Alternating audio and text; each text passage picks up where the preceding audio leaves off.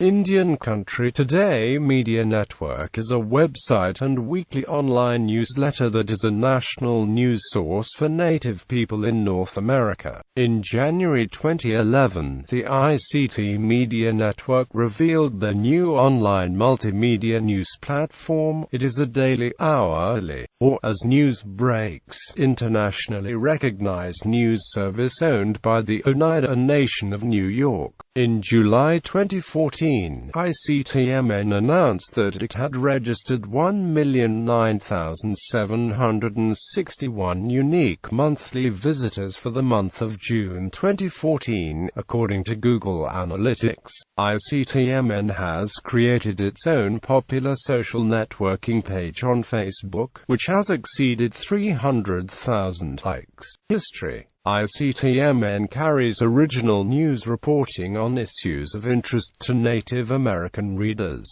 Founded as a newsprint weekly, Indian Country Today in 1981, the paper described itself as the nation's leading American Indian news source. The newspaper was located on the Pine Ridge Indian Reservation but remained independent of tribal government. In 1998, Indian Country Today's founder Tim Giago sold the paper to Four Directions Media, Inc., owned and operated by the Oneida Nation of New York. The newspaper's headquarters then moved to Canastota, New York. In 2011, its operations moved to New York City and the regional newspaper Indian Country Today became Indian Country Today Media Network. In 2013, the paper went online only. Indian Country Today Media Network has a smaller, yet significant, Canadian and worldwide readership, which is increasing as regional journalists are recruited to cover Canadian First Nations, Latin American Indigenous peoples, Pacific Islanders, Australian Aboriginals, and Indigenous peoples throughout the world. Notable stories. In 2005, an Indian Country Today editorial, Hurricane Katrina Uncovers a Tale of Two Americas, was quoted by South African President Thabo Mbeki in a letter to the ANC Today, published by the African National Congress.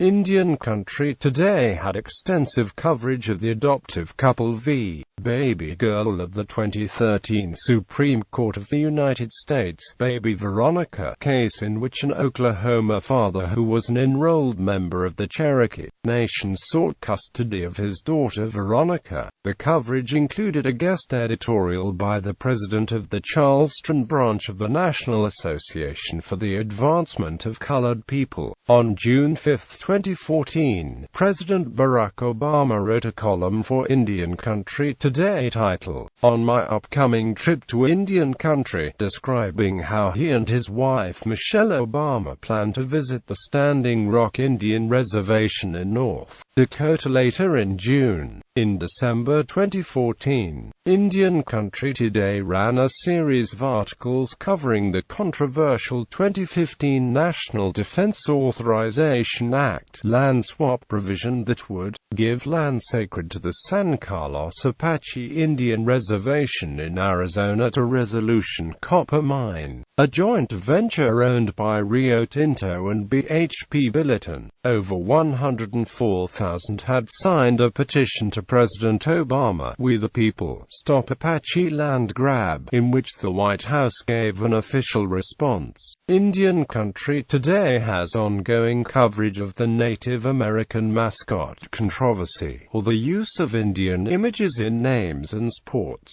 The publication has featured numerous stories and editorials on the Washington Redskins name controversy and its team owner Dan Snyder. Awards. Indian Country Today has won numerous awards at the Native American Journalists Association. In 2014, ICTMN earned 17 awards, including Best Digital Publication for its 12-page digital newsletter and first place for general excellence.